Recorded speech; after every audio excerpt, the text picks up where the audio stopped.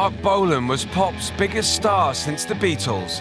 As lead singer of T.Rex, he invented glam rock, changing the face of popular music. The flamboyance, the glitter, the sequins, the big hair, we love it all. He really believed that he was the best rock star ever. He believed it. He wasn't joking. None of that was a joke. Marc's voice was out on its own. I think this was the reason why it was successful, because it was so different. But behind the glamour of T-Rex-tasy lies a story of sleaze, drugs, and self-destruction.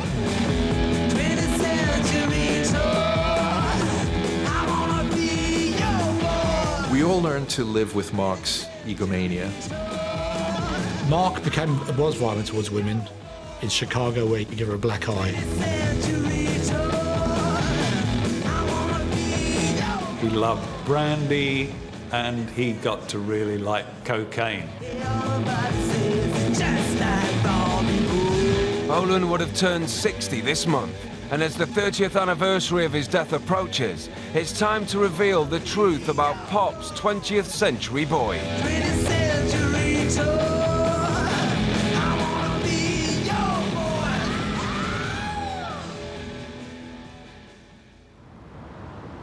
This is number 25 Stoke Newington Common in Hackney. This was our first home from when both myself and Marc were born up until 1960. We were totally working class. My dad was a lorry driver and my mum used to work on a fruit stall in Berwick Street in Soho. Ever since he was young, Marc used his imagination to get through life. He wanted to be a star ever since he was young. That was his aim. Marc always had a sense that he wanted to go beyond what was there immediately. So he read and listened to absolutely everything and reinvented himself, basically. At 18, Marc Feld reinvented himself as Marc Bolan. After a short-lived modelling career, he set his sights on pop stardom, determined to do whatever it took to succeed and seeking out powerful figures in the music world. When I first met Marc, I just said he was gay. He knew how to use older men in a way which, you know, to gain influence from them. In TV and radio, there was always that kind of gay set. And if they were there to help you, you would, you might pucker up and look like you're ready for action. He came to my flat one evening, he played all his songs, we went to the studio to record them because I was so impressed with them. We then had dinner, we then came home and he went to bed with me. That's what people did in the 60s if they fancied each other, and he obviously fancied me and I obviously fancied him. It wasn't an affair, it was just a good quick 60s shag. But I'm sure he did that with a lot of people if he thought they were useful. With Napier Bell as his manager, Bolan joined the anarchic rock band John's Children. But after failing to find success, he decided to target the hippie market, forming the acoustic duo Tyrannosaurus Rex in 1967. And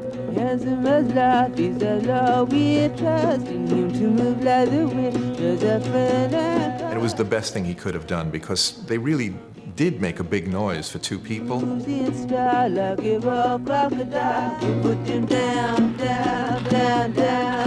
Even though Marc wasn't a true hippie, he was still, he was of the generation. He understood it.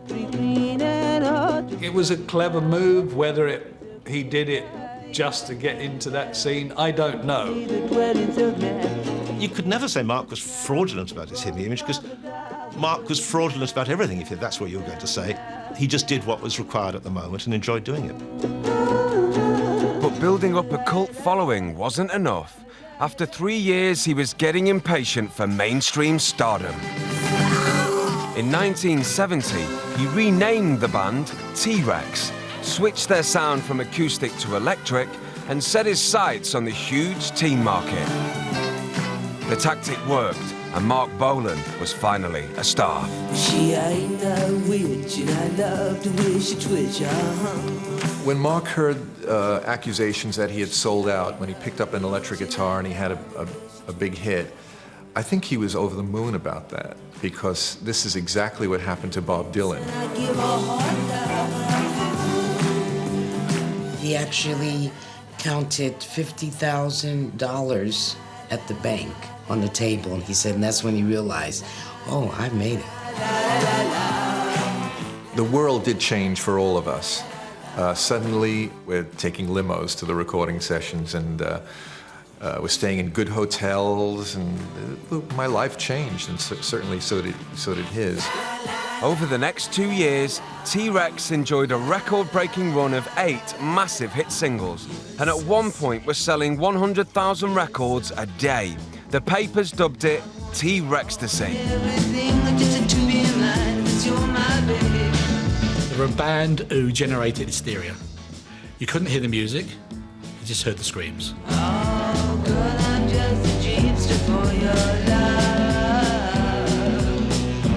love. It was incredibly exciting seeing Marc Bolan for the first time because he was quite beautiful. I mean, girls would die for that hurt. He put fun back in rock and roll. In the late 60s, it was getting very heavy, and he put the screamers back in. It was like the Beatles all over again. I think we needed a bit of glam, and he was it. Girl, I'm just a dreamster for your love. Rock and roll is magic. I mean, the elements are magic. What is magic is the power of the human being to relate to another human being. But his success wasn't just about the songs. Bolan had invented a whole new look. As far as glam rock is concerned, Marc basically was the instigator. I can remember he put that little bit of glitter and a teardrop on his cheek and maybe an ostrich feather or two around his neck. And I think it kind of took people back a bit. And for someone like Marc to take women's clothing and really sort of sex themselves up or trash themselves out to such a degree, it really sort of challenged the idea of masculinity. That was the worrying thing, because you kind of did fancy him being this feminine-looking guy. The voice and the image were winning fans around the world, but T.Rex-tasy was soon to become T.Rex-cess. It took about a year to get corrupt. It was only in that second year when finally the groupies started really appearing. Life got a little sleazier. I mean, cocaine started to appear. The fame destroyed Marc. He started to believe in all the hype and lost all the reality.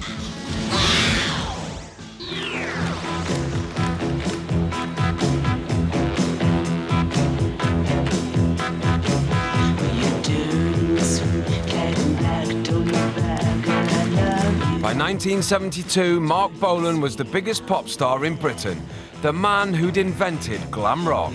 But behind that glamour, fame was turning him into a monster. I saw the bad side of Marc and his change. Of course, he was pampered in lots of directions. Unfortunately, Marc lost his path at that time.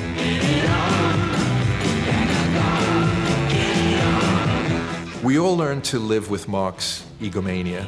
Things could be very, very awkward in the studio sometimes. He would have rages of yelling at people. The problem with Marc is he believed in the ego. He was very talented, but there was flaws there. And he needed people around him to say yes. If you said no, it was goodbye. But there was one person he couldn't push around. One person who was indispensable to the success of T.Rex, his wife, June. Well, Marc needed looking after. He never really could do ordinary things. He couldn't get a taxi. He couldn't cook. There's a lot of things he didn't know how to do. And June was definitely a mother figure for him. She was slightly older. She was there driving it all, and she's very important in his life. She was the one person who seemed to be able to tell him what was real and get away with it.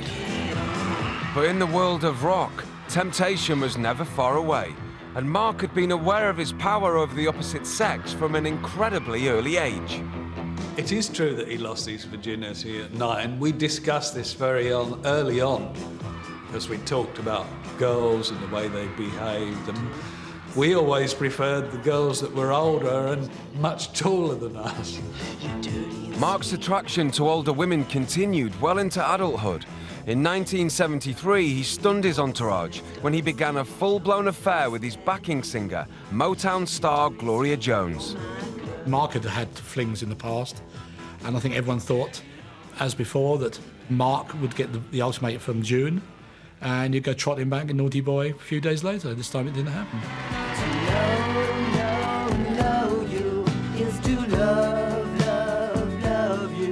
He gave me love. He never hid it from anyone. He never hid it from June. He never hid it from his staff. He never hid it from the world. When June did find out about the affair, the couple split. And without his wife to keep him on the straight and narrow, Marc's life was about to go through a major change. Gloria didn't rule his life as much as June did, so he kind of had a sense of freedom and he's being his own man. I felt there was very much a laissez-faire attitude, whereas June would try and control the excesses. Gloria seemed to feel he should work his way through them. It just felt to me that one was more positive than the other.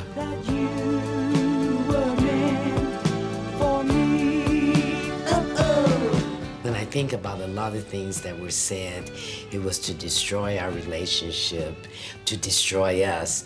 But we would just laugh and keep going. But by 1973, the singer could only keep going on an increasingly potent diet of drink and drugs. Those around him couldn't help but notice. Marc could be the sweetest person going. No matter how much he pissed you off, you just had to give that little boy smile and you fell in love with him. But there was a dark side, and the dark side was when he was drinking and taking drugs, which after 73 became a serious problem.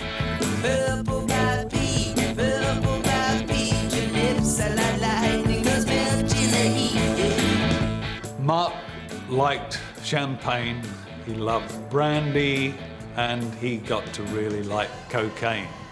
I think we all liked cocaine, but if you have enough money to buy more than anyone else, then it can be very dangerous.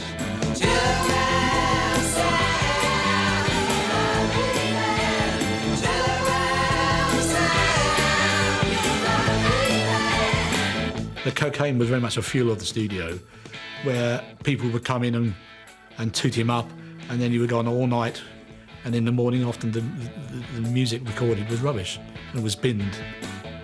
He just took more and more and more of it and became less focused and less aware of exactly where he was going wrong. Soon, Marc's fans also noticed something was wrong. By 1974, the hits were drying up, and his army of team followers were deserting him.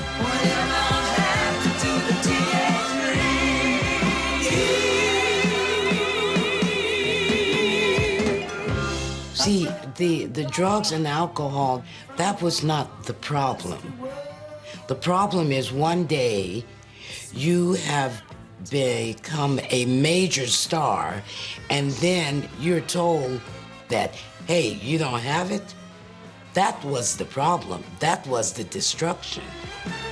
As Marc's success shrunk, his waistline swelled. The father of glam rock was now referred to by one critic as a glittering chipolata. There was a time when he did put on a little bit of weight and that glam look just did not work at all. And he would be so annoyed at that. The funny thing about success, though, is they never tell you what's going to happen when you get there. You know, and the hardest thing about being successful is remaining successful. The sudden loss of adulation left Bolan feeling increasingly isolated. He often talked about being lonely and feeling left out because his life had changed to such a degree that he couldn't just hang around as a normal bloke. And soon he was taking out his frustrations on those closest to him. Marc was violent towards women. I was witness to the aftermath of a situation with Gloria, in Chicago, where he gave her a black eye, and she had to get out, and she stayed in my room for the night. Who are these people to even know anything? Were they in our home? Were they in our bed? Who, you know? There just comes a time that you have privacy. By 1975, Bolan's singles were barely scraping into the top 40. It looked like his dream was finally over. He was devastated, but he was forgiving. And that's when he became his own man. And that's when he was blessed that his son was born, because he had hope again. And it was really cute, because I mean, it looks like me, so it was really, and it's an amazing thing. Yeah, I'm hoping it's going to stabilise me somehow. Yeah. It's just a miracle, I reckon. Babies, you know, they just plop out. Yeah. You know. And he came out dancing. He was getting down. When Roland arrived in this world, Marc did change overnight.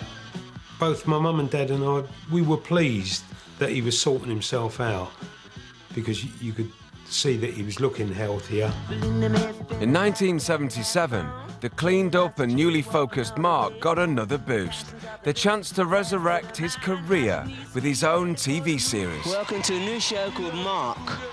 Could be a lot of new sounds, a lot of new experiences. Said I love to boogie. I love to boogie. He was serious, he was dedicated to the television show because he had been given a chance. And there were a lot of stipulations, and there were a lot of rules, but he was humble enough to do everything that they wanted. He embraced the whole idea and took it very seriously, cleaned himself right up. You rattlesnake out with your tail feathers high, jitterbug lips and smile to the sky. And I think it was a beautiful result for him. The 6 shows proved a big success, and on the evening of September the 15th, 1977, Marc went out to celebrate with Gloria, who'd recently flown in from the USA. High school boogie. That night, Marc looked at me all evening with admiration. And he asked me to sing for him. And I sung, Who Can I Turn To? And he was sitting there, and I can remember he was like, that's my glow-glow. But the night ended in tragedy. As Gloria drove them home through South London in the early hours of the following morning, their Mini crashed into a tree, killing Marc instantly. Gloria faced accusations that she'd been drinking and was to blame for the crash, accusations which were never proved and which she's always denied. We had been driving 45 minutes and didn't have any problems. We were on a road that had many accidents at the same spot. If we had been in a larger car, he would have been alive. Do you ever waking up in the middle of the night and think, in another 20 or 30 years, I'm going to be 50 or 60. What shall I be doing then? You don't? Never think about it. I mean, I don't think I live that long. You don't? No.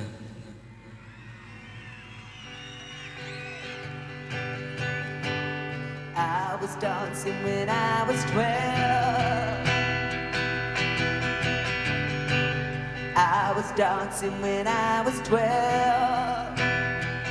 At the time, I was shell-shocked, and I still feel the shock today that he's not here in our life.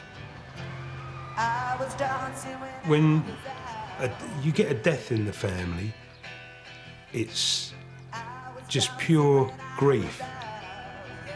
Everything just floats around you. You fight to carry on living and get through the grief as best you can. I dance myself right out the womb. I was lost, and what saved my life was having my family, having my son. I celebrated my 2nd birthday in the hospital, and I shared my tea with her. And while her jaw was wired, she looked, just wasn't in good shape from the accident. And really, she never really told me that much, and just the fact that he loved me. Is it strange to dance so soon? I remember my dad's parents bought me a little portable 45 player. And of course, some of the records were T.Rex records. And I used to sit there and play all these songs, and, I'd get into it. The music is definitely what has brought me close to him.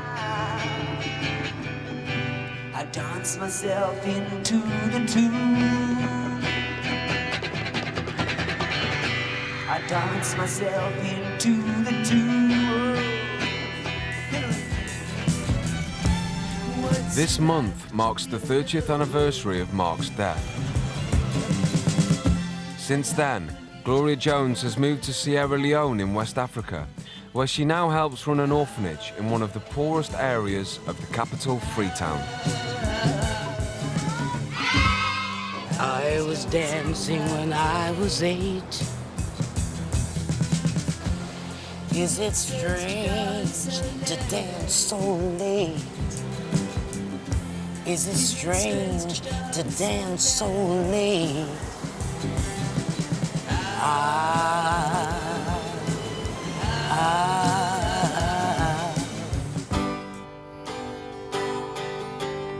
Marc's son Roland lives in Los Angeles, where he now works as a musician. I've never tried to be my father. I've never looked at him as a hero. I've never, you know, I just know that was my dad, and unfortunately we weren't together, but I have the music to listen to. Isn't it strange to dance so soon? I dance myself right out the womb.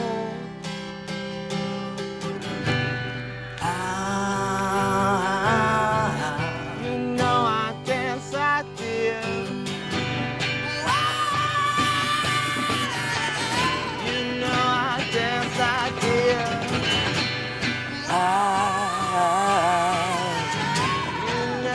Dance I did. I think his music is as popular today as it ever was. He's an enduring figure. He was such a talent.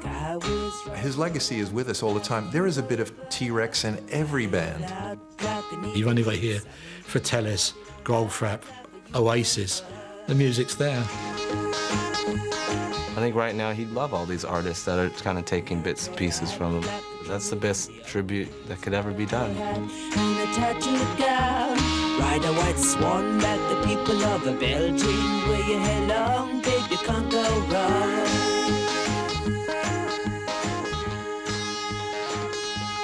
Catch a bright star and a place it on your forehead. Say a few spells and baby, there you go. Take a black cat and sit you on your shoulder.